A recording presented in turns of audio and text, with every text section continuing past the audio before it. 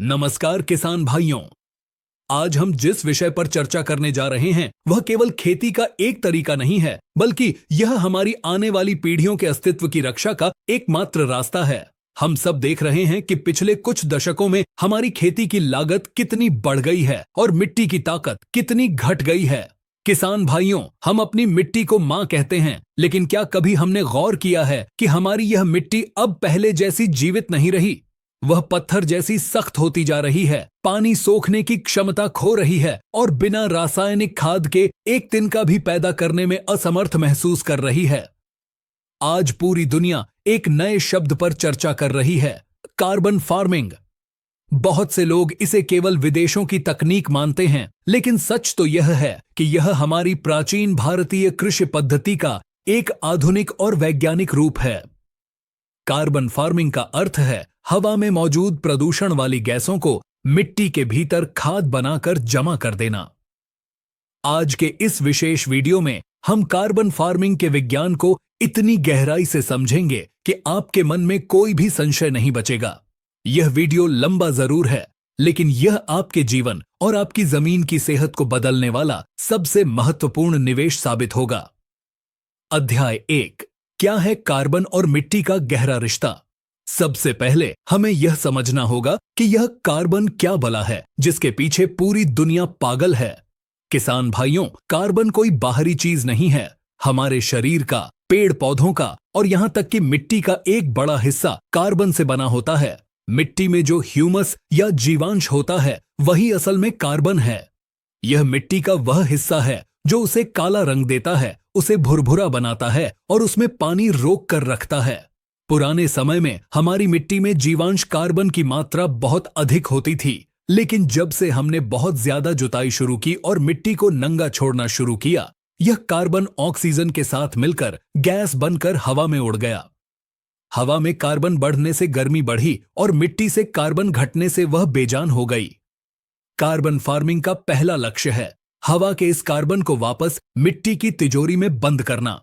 जब मिट्टी में कार्बन वापस आता है तो वह एक चुंबक की तरह काम करने लगती है, जो पोषक तत्वों को अपनी ओर खींचती है और पौधों को पिलाती है। अध्याय 2, मिट्टी के भीतर का अदृश्य संसार। किसान भाइयों, आप जो अपने खेत की मिट्टी देखते हैं वह केवल मिट्टी नहीं है, वह एक बहुत बड़ा कारखाना है। मिट्टी के भीतर अरबों खरबों सूक्ष्म जीव, फफूंद, बैक्टीरिया और केंचुए रहते हैं। ये जीव हमारे खेत के असली मजदूर हैं। ये मिट्टी के सख्त पत्थरों को तोड़कर उनमें से फास्फोरस, पोटाश और जिंक निकालते हैं और पौधों की जड़ों तक पहुंचाते हैं। इन मजदूरों का मुख्य भोजन कार्बन है। जब पौधे सूरज की रोशनी से भोजन बनाते हैं तो वे अपनी जड़ों के रास्ते एक मीठा तरल पदार्थ मिट्टी में छोड़ते हैं। इस तरल को विज्ञान की भाषा में एक्सुडेट्स कहते हैं। यह मीठा रस पीकर मिट्टी के सूक्ष्म जीव फलते फूलते हैं। बदले में ये जीव मिट्टी को इतना उपजाऊ बना देते हैं कि आपको बाहर से खाद डालने की जरूरत ही नहीं पड़ती। कार्बन फार्मिंग इसी देने और लेने के रिश्ते को मजबूत करती है। जब हम रसायनों का ज्यादा उपयोग करते हैं तो हम इन सूक्ष्म जीवों को मार देते हैं, जिससे मिट्टी का पूरा तंत्र बिगड़ जाता है। अध्याय 3, कार्बन फार्मिंग के 5 महासिद्धांत। अब हम बात करेंगे उन 5 तरीकों की जिन्हें अपनाकर आप अपने खेत को कार्बन फार्मिंग मॉडल बना सकते हैं। पहला सिद्धांत है न्यूनतम जुताई। किसान भाइयों, हमारे मन में यह बात बैठ गई है कि जितनी गहरी जुताई उतनी अच्छी फसल, लेकिन विज्ञान इसके उलट कहता है। मिट्टी की ऊपरी सतह में कार्बन का सबसे बड़ा भंडार होता है। जब हम गहरा हल चलाते हैं तो हम उस भंडार को तोड़ देते हैं। कार्बन फार्मिंग कहती है कि मिट्टी को कम से कम छेड़े। आज ऐसी मशीनें आ गई हैं जो बिना जुताई किए सीधे बीज बो देती हैं। इससे मिट्टी की नमी बनी रहती है और कार्बन हवा में नहीं उड़ता। दूसरा सिद्धांत है हमेशा ढंकी हुई मिट्टी। जैसे हम अपने शरीर को धूप से बचाने के लिए कपड़े पहनते हैं, वैसे ही मिट्टी को भी कपड़ों की जरूरत होती है। नंगी मिट्टी पर जब कड़ी धूप पड़ती है तो उसके भीतर के सारे लाभदायक जीव मर जाते हैं। कार्बन फार्मिंग में हम खेत को कभी खाली नहीं छोड़ते। मुख्य फसल कटने के बाद हम ऐसी फसलें लगाते हैं जो मिट्टी को ढंक कर रखें। इसे कवर क्रॉपिंग कहते हैं। ये फसलें न केवल मिट्टी को बचाती हैं बल्कि मरकर वापस खाद बन जाती हैं और कार्बन बढ़ाती हैं। तीसरा सिद्धांत है फसल विविधीकरण। यदि आप हर साल गेहूं के बाद धान ही लगाते रहेंगे तो मिट्टी थक जाएगी। अलग अलग पौधों की जड़ों की गहराई अलग होती है और उनके द्वारा छोड़ा गया कार्बन भी अलग होता है। कार्बन फार्मिंग में हम सलाह देते हैं कि अनाज के साथ दालें, तिलहन और चारे वाली फसलें बदल बदल कर लगाएं। इससे मिट्टी की हर परत को पोषण मिलता है। चौथा सिद्धांत है वृक्षारोपण और मेढ़ प्रबंधन। कार्बन फार्मिंग केवल जमीन की सतह तक सीमित नहीं है। पेड़ों की जड़ें बहुत गहराई तक जाती हैं। वे मिट्टी के उन कोनों से पोषक तत्व निकाल लाती हैं जहां हमारी फसलों की जड़ें नहीं पहुंच सकती। खेत की मेढ़ों पर पेड़ लगाने से हवा का वेग कम होता है, जिससे मिट्टी का कटाव रुकता है। ये पेड़ वातावरण से बहुत भारी मात्रा में कार्बन सोखकर उसे अपनी जड़ों में सुरक्षित कर देते हैं। पांचवा सिद्धांत है जैविक अवशेषों का प्रबंधन। किसान भाइयों, सबसे दुखद दृश्य वह होता है जब कोई किसान अपने खेत की पराली या अवशेषों को आग लगा देता है। वह आग केवल अवशेषों को नहीं जलाती बल्कि आपकी मिट्टी के सुनहरे भविष्य को जला देती है। इन अवशेषों में भारी मात्रा में कार्बन होता है।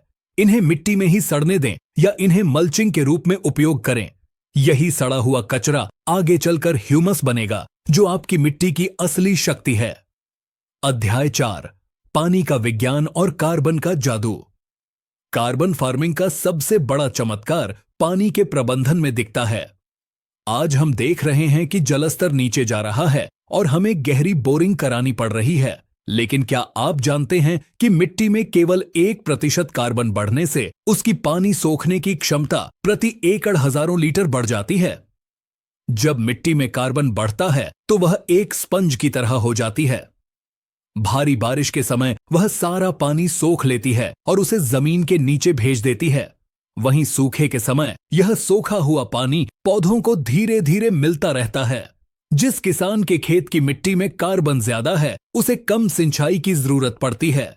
यह एक ऐसी सुरक्षा है जो आपको जलवायु परिवर्तन के खतरों से बचाती है।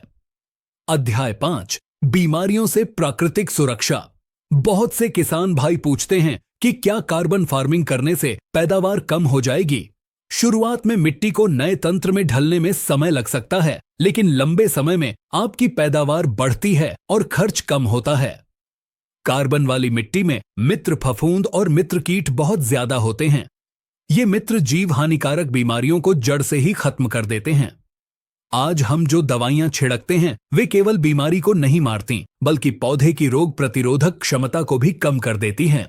कार्बन फार्मिंग में पौधे का इम्यून सिस्टम इतना मजबूत होता है कि उसे बाहरी दवाइयों की जरूरत बहुत कम पड़ती है।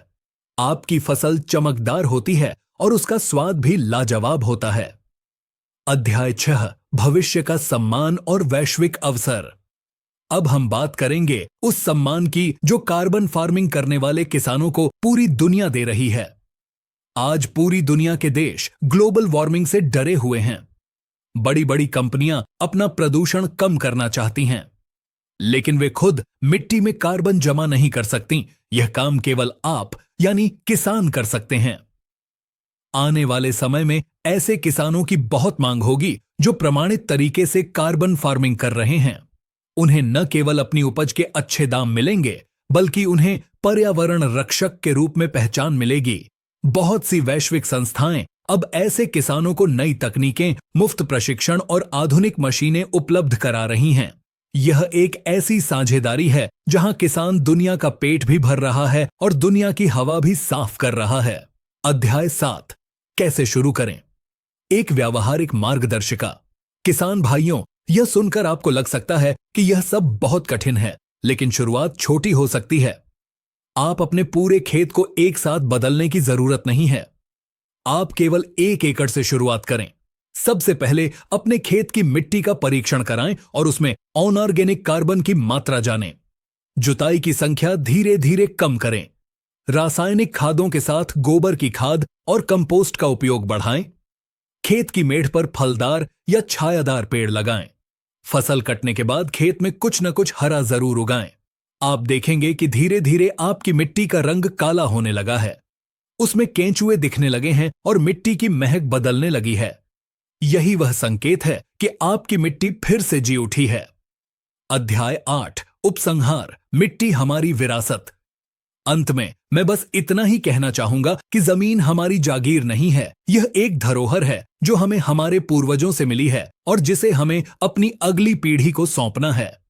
रासायनिक खेती ने हमें थोड़े समय का फायदा जरूर दिया, लेकिन इसने हमारी नींव खोखली कर दी है। कार्बन फार्मिंग वह रास्ता है जो हमें वापस उस स्वाभिमान की ओर ले जाएगा जहां खेती एक घाटे का सौदा नहीं बल्कि सबसे सम्मानजनक और लाभदायक व्यवसाय होगा। जब आपकी मिट्टी स्वस्थ होगी तो आपका परिवार स्वस्थ होगा, आपका पशु स्वस्थ होगा और पूरा देश खुशहाल होगा। आशा है कि कार्बन फार्मिंग पर यह विस्तृत चर्चा आपके जीवन में एक नई रोशनी लेकर आएगी। हम इसी तरह खेती के हर उस पहलू को आपके सामने लाते रहेंगे जो वैज्ञानिक है और लाभकारी है। खेती को केवल पसीने का काम मत समझिए, यह एक बहुत बड़ा विज्ञान है और आप इसके वैज्ञानिक हैं। यदि आपको हमारी मेहनत अच्छी लगी हो, हमारी विस्तृत जानकारी अच्छी लगी हो, तो वीडियो को लाइक जरूर करें और चैनल को सब्सक्राइब करें। अन्य किसानों के साथ शेयर जरूर करें ताकि उन्हें भी कार्बन खेती के बारे में पता चल सके। अपनी मिट्टी को पहचानिए, उसके भीतर के जीवन को बचाइए। जब मिट्टी मुस्कुराएगी तभी किसान मुस्कुराएगा। जुड़े रहिए टेक्निकल एग्रीकल्चर के साथ, खेती को उन्नत और समृद्ध बनाने के इस महाअभियान में। जय जवान, जय किसान, जय विज्ञान, जय भारत।